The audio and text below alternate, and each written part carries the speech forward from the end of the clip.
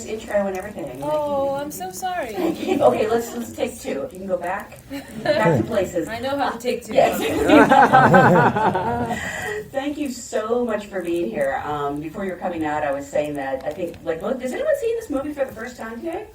Wow! Oh my God!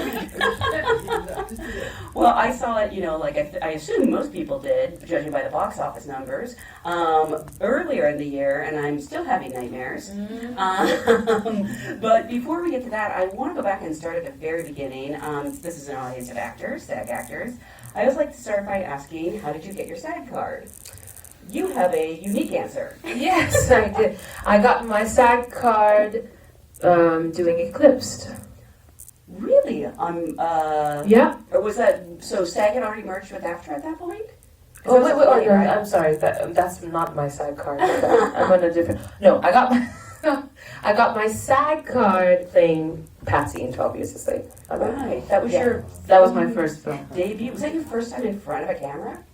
No. Okay. I had done a mini-series on called Sugar in Kenya for MTV Base, which is the African version of MTV. And so I'd done that. Because I think you're one of like 4 people to win the Academy Award for their film debut. Wow. Yeah, it's like you and Barbara Streisand, maybe. Okay. Yeah, That's great. That's good company. I went straight to theater. I was like, wait, the last time I've been asked that question, they asked me about my equity card. That's why I said Eclipse. But yeah. No, I get you now. I'm on the same page. Did Eclipse come after 12 Years a Slave? Yeah. That's what I thought. Okay. So I think like everyone, or most people, when Get Out came out a couple years ago, we were all pretty obsessed and impressed that Jordan Peele made such an accomplished movie his first time out. Did he approach you about this after Get Out? Were you a fan of him? Were you a fan of that movie? Yeah, I mean, Get Out is the first film whose trailer I watched the trailer, and it was the first time that I jotted down the opening of that film in my calendar. I've never done that. Saw the trailer, I was like, okay, yes, we'll be seeing that. And then I was working on Black Panther at the time with Daniel Kaluuya, and so opening weekend on that Thursday, we were shooting Black Panther. I finished and I went to see the film. I loved it, and so I watched it 5 times in that 1 month. I took the whole cast with me. We just kept going back, and when I took the cast with me, we went afterwards to a bar and we were talking about it for like 4 hours. It's just that kind of film, right? And I knew, I was just like, I would kill to work with Jordan. And Yes, you did. And I did. So then it was a year later that I received the script for this movie, and of course it was just yes. Yeah. Did he reach out to you, or had you spoken to him at all in that time? Well, yeah. So while we were shooting Black Panther, one day Daniel came to me and he was like, Jordan Peele would like your email address because he wants to get in touch with you. And I was like, why are we talking about this? Do it, go do it. And so he put us in touch, and when we were done with that film, when I was in LA, we sat down over a meal and just got to know each other a little bit. And then he hinted at the fact that he might be writing something with me in mind, but he was very coy, and definitely it wasn't this is for you at that time. And then a year later, I didn't hear from him. I just got the script from my agent, with the offer. And then I read it immediately. Because I knew I was going to say yes, but at the same time I said, I got to do my due diligence, I read it and I was terrified reading it. I was also intrigued and confused because I was like, okay, I know this is about more than I can see. So the next step was to get on the phone with him and talk to him, and I think that first time we talked for over an hour, and he was just telling me about what he was trying to get across, the ideas that he was exploring, and if you do this film, this might happen, and if you do this, and that. I said, who am I? Who are we kidding? I'm going to do your film. I mean, there is so much that this movie is about. There's obviously the surface story, and there's issues about class and identity. But also, like, I'm not even sure if you were alive when Hands Across America happened. Like, did you have to research events like that? I was, I grew up in Kenya, and we got things super late. So we did. I mean, when I was little, I remember the first time I saw color TV, because when I was little, like, I think it came to Kenya when I was like 5. So, so I grew up knowing about Hands Across America because we had We Are the World. We had a VHS tape of We Are the World, which came after, I think it was before. Was it before? Yeah. It was close. Yes, it was We Are the World, and that was really successful. Then they said, let's do Hands Across America. I think it was anyway, they were related. Those two things were related, and I knew this so much better when I was playing Us. When I was preparing for Us. Now I've forgotten. But so I was aware, but I was aware of it, and as far as We Are the World is concerned, but it was the first time that I saw the Hands Across America ad. But the idea of it, I was very familiar with. I remember as a kid, I actually thought Hands Across America was creepy. So it was perfect, just a little bit. Yeah, when I watched it, I was like, oh wow, I can see how this inspired Jordan. Yeah, the music is just a little bit like, ooh, unnerving. And at what point did you find out your Black Panther co-star, Winston Duke, was going to be your husband? Well, shortly after I accepted the role, then Jordan mentioned him. He was like, what do you think of Winston Duke for your husband? I said, yeah. That makes a whole lot of sense, Winston is, I gone to school with him, drama school with him. That's right, I forgot. Yeah, so for me, I'd watched him work and grow as an actor, and in Black Panther we had one scene together, but we didn't really get to, really. It is my favorite scene in the movie. Oh, yeah, he's really good. He's great, and he's got such good comedic timing, and he is a bit of a dad, kind of like corny dad vibes that he's so good at. So I knew that he would, just knock it out of the park. And then just for me and him, we had that chemistry. While we were in school, we didn't work together, though we were close. In fact, he was a year behind me, and when he was auditioning for the school, I was assigned to show him around. So I met him even before he joined the school. So we go way back. So I knew that there would be a natural, familial, chemistry that we would be able to exude. And you have these two young actors who play your children. Is it Shahidi? Shahadi. Right, Joseph, and Evan Alex. There's that old joke, like, never work with animals or children. Yeah. But they're amazing. Yeah, they are. And it's always a little daunting to work with children because they're very honest. And so you might, if they don't like you, you know about it, And so I was really nervous. And then you're working with a teenager, and as she's written, Shahadi's character is very over it, that whole vibe. And I was like, oh God, I hope they haven't cast this actress because she's like that, because that's going to be so hard. And then I met Shahadi, and she's just so warm and compassionate and present and generous. And then Evan too, this little goof who is also just so effusive, and he's very sassy. So these two characters, they definitely are departures from themselves in this movie.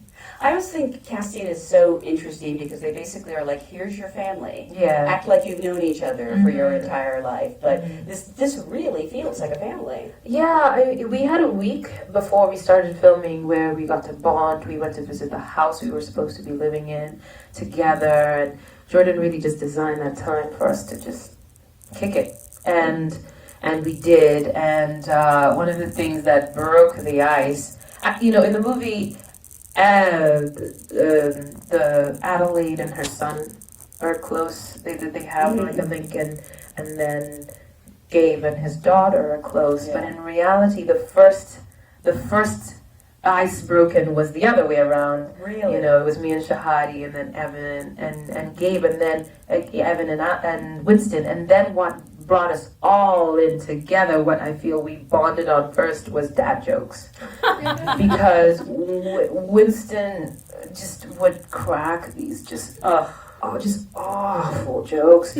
And then Shahadi had like this arsenal of really witty ones, and then Evan would just giggle at it, and then I'd fail, and we just found our natural chemistry, and so that became the way in which we started filming. Actually, on the first day, we were all just like trying to outwit the other one. Do you remember any of them? Because I love bad dad jokes.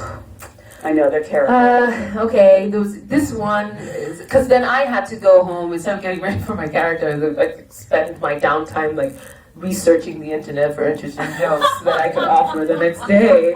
Well, the one I remember is, did you hear about the kidnapping in the park? No. He was tired. Oh,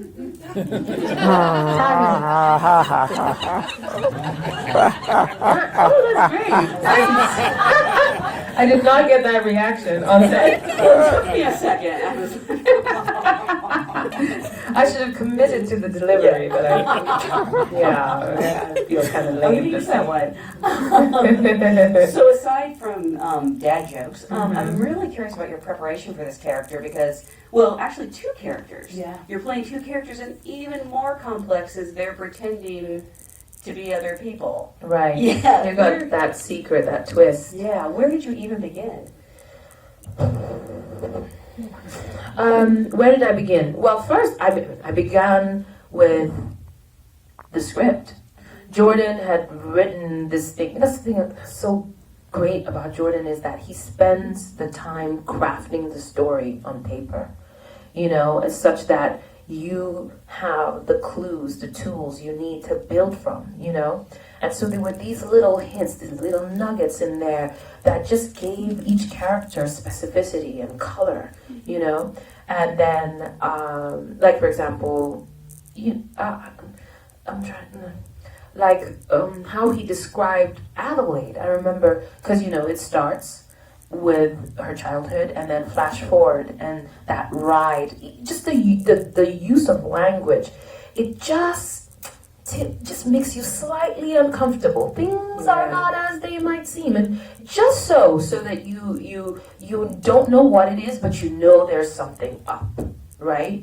And it was on the page. I remember kind of reading it like, just a little concerned, and then it was talking to him as well, and because it is from the mind of Jordan Peele, the rules of this world are very much rules that he has devised in his mind. So it was about me and him working very closely together, and he's very open as a director, he's happy to share, and he also writes in reference to other work in the genre. Oh, so interesting. that he gave me homework to watch 10 films so that we could share the same vocabulary, because he's paying homage to artists that have come before him and stuff like that. So that was helpful.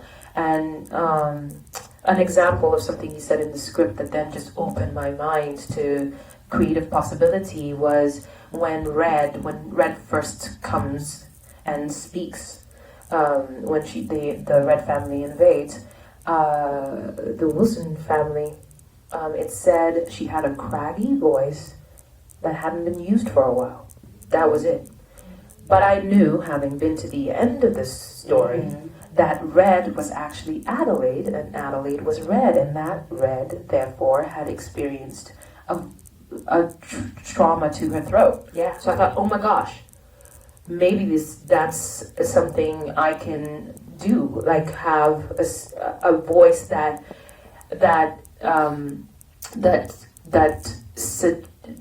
what's the word I'm looking for, that suggests or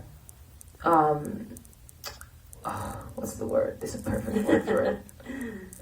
Combined? Well, not combines, but a voice that emulates or suggests. Yeah. Also foreshadows, that felt true to me, that she could have undergone a vocal injury in the process of being strangled by the real Red. Yeah.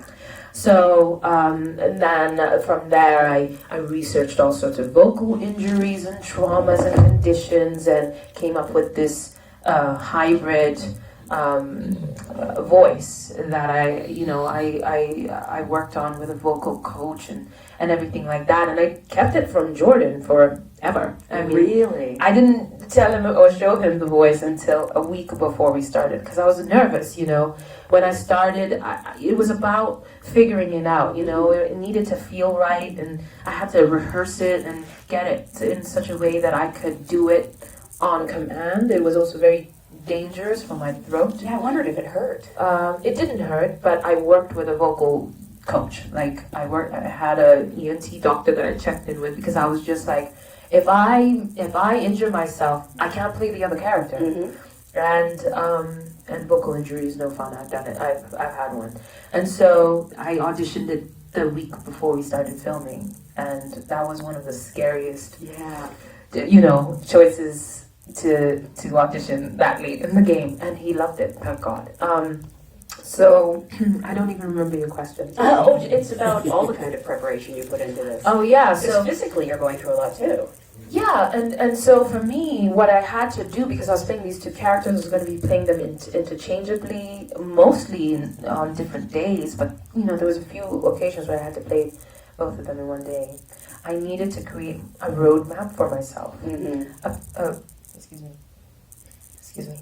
A physical, technical roadmap, so that I knew exactly who was who and how they were who. Yeah. So I needed the emotional understanding, but it needed to be supported by the physical and the technical. So again, starting from the script, one of the things that me and Jordan discussed was Adelaide is a person who wants to blend in, right? She's in search of normalcy.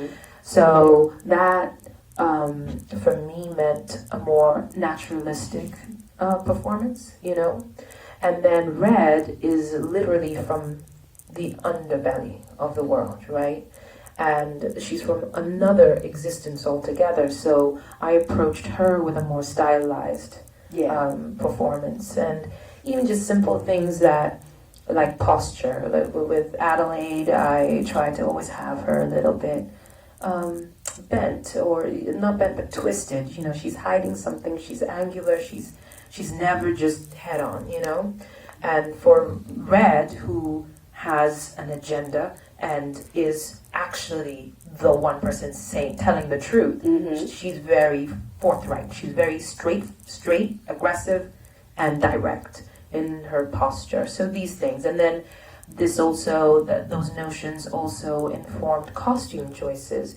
Adelaide is always in neutrals. She's in creams and browns and stuff, and her hair, she's in sister locks, and they all fall downwards. She's trying to root to the earth, right?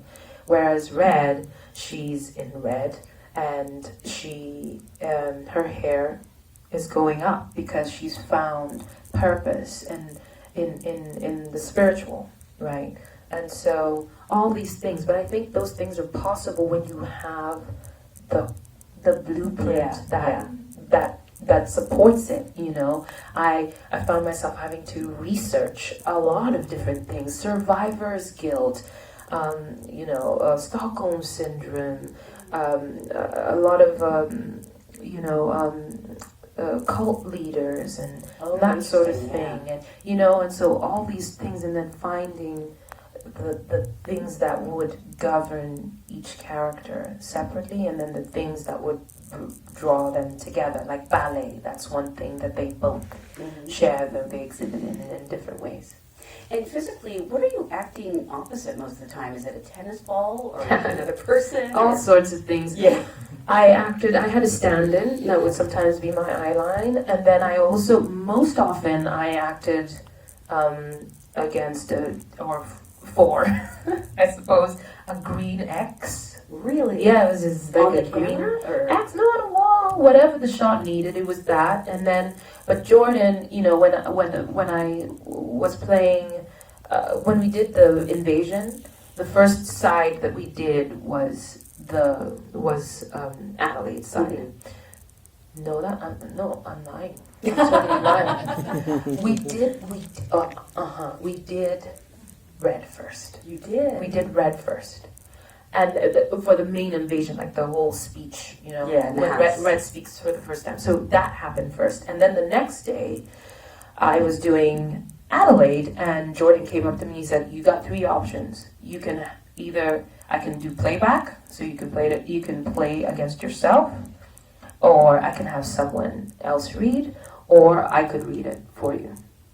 And I said, "You read it for me. I don't want to hear myself.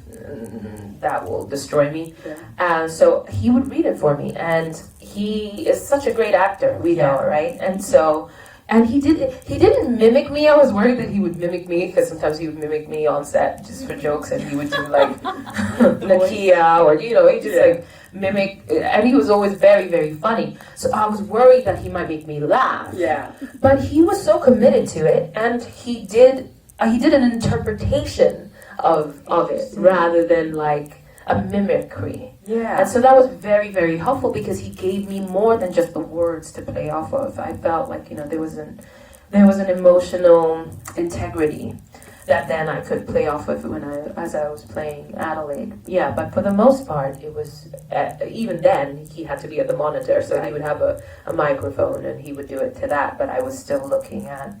It looks so flawless. It just blows my mind when I really think about the logistics of it. Yeah, it was mad. Yeah. It was really mad, and I never saw my scene partner, I never knew. And I was playing with the hero and the villain, and they're 2 different people, but parts of the same. So this is why it had to be a technical thing. Like, it definitely, I had to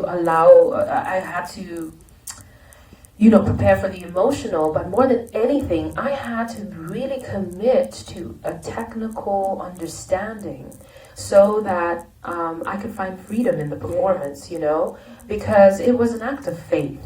And I think a thing like this is only possible when you have someone like Jordan Peele as the director that you can trust implicitly to do his job. Like, when he told me, when he'd give me some crazy way, suggestion of how we were going to shoot something technically, I had to trust that, and then also just speak up when I needed something else. Like sometimes I would say, especially like doing the fight at the end, for me it was really important to do the aggressive first, the actor first, because I had to, in choreographing that fight, I had to choreograph both sides.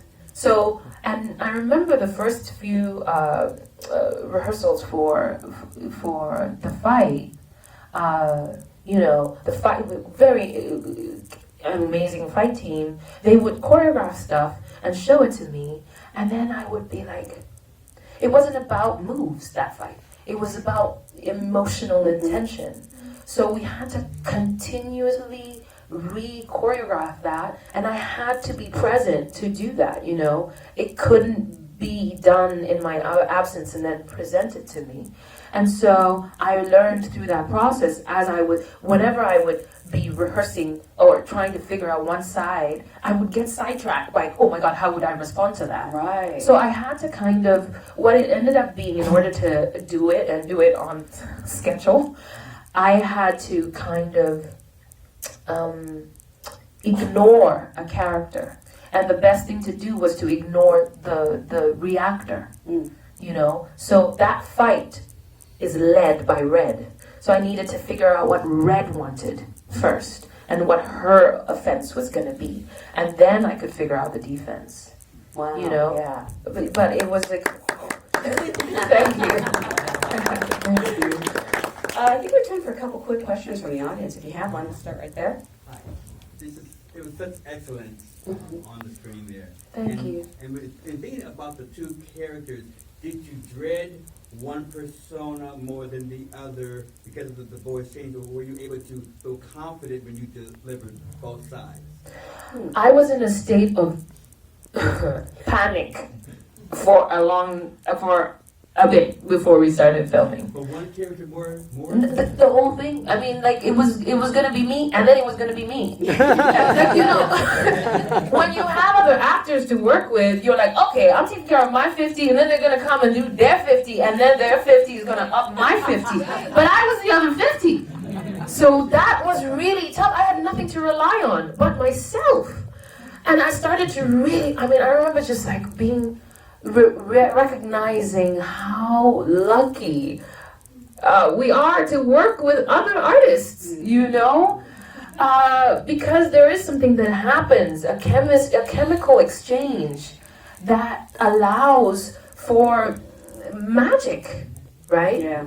When you have someone else to play with. I didn't have that person.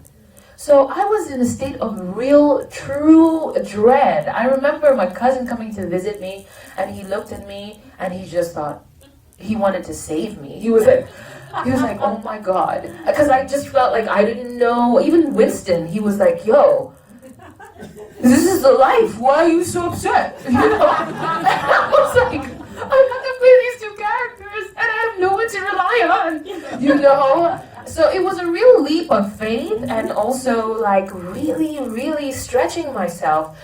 But ultimately, you know what happened? I dreaded playing both, but I dreaded playing them together. You know, if I could do one and then another, that would have been something. But I had to do them both at the same time.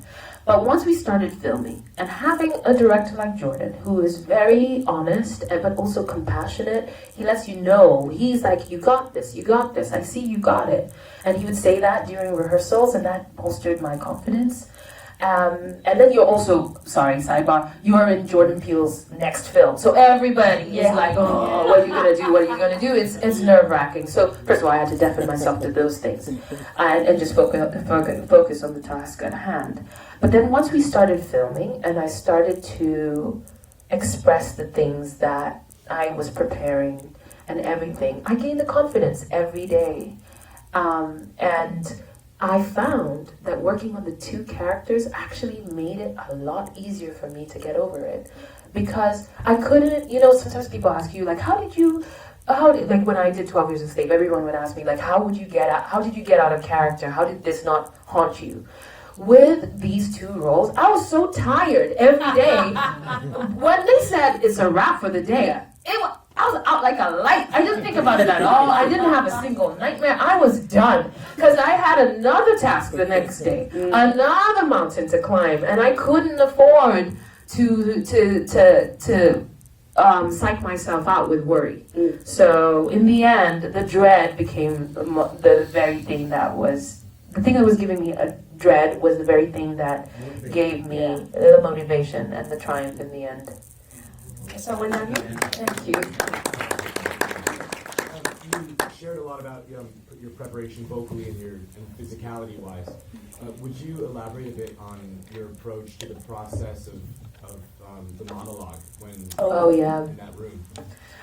Oh, well, that monologue, I was working on it from the beginning. And, Jordan and I were refining the words and everything like that. So it was always in a state of flux.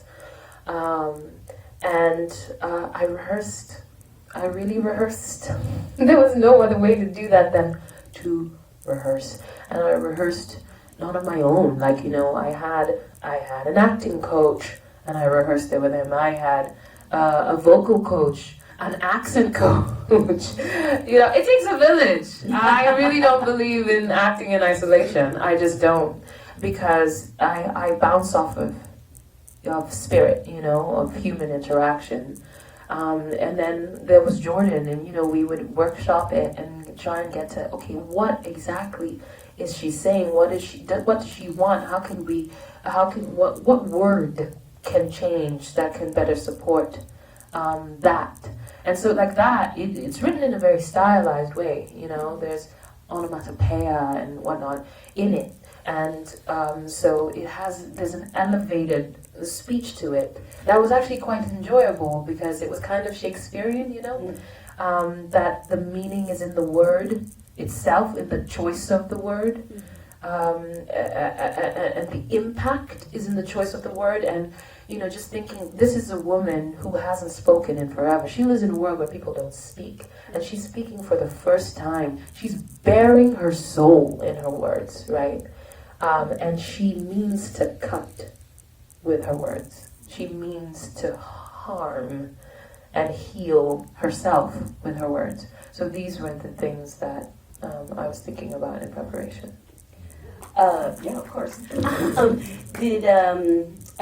Obviously this movie was embraced by audiences and critics, but what was it like to see it become kind of part of the pop culture vernacular? Like, did you see the SNL sketch where the woman calls on by the credit card? And Yeah, it's funny. I mean, it's exhilarating when things like that happen, right? You see people owning it, and I think the best and especially in the world, in like Jordan's world, that's the best compliment, right? When people make it their own and use it and they interpret it, and there is a irreverence with which people have taken it on, and that's great, because he does make it for popular viewing, and he makes it for people. The way he makes his films are for them to exist in conversation, right? That the idea that you can watch a film and want nothing more than to pick up a phone and call your friend or go for a meal and talk about it, and to uncover or investigate the deeper meaning. He makes popular films with incredibly poignant social commentary. And then you see when people do things like that, like an SNL skit or a music dance break or whatever, it's them saying this resonates with us, I don't think there's a higher form of flattery. I'm excited to see all the Halloween costumes this year. So am I. Some reds. So am I. Yeah, that's going to be exciting because you see so much creativity, like with this, like just the artwork itself that came out, and it was again from the trailer. All of a sudden, all these artists were coming out with Scissor what they thought. Exactly, scissors have never been the same. I'm telling you, even now, like I still when the clock strikes 11:11, I'm like, and I'll like screenshot it and tell it and send it to Jordan and saying, look what you've done. And sometimes he'll do that with me. He'll just screenshot something and send it to me, and it's freaky. I want to remind everyone, this movie is available everywhere, so please watch it again and again. Probably not after 7 p.m. And I want to thank you so much for being here today. Thank you guys for being a great. Thank you for coming.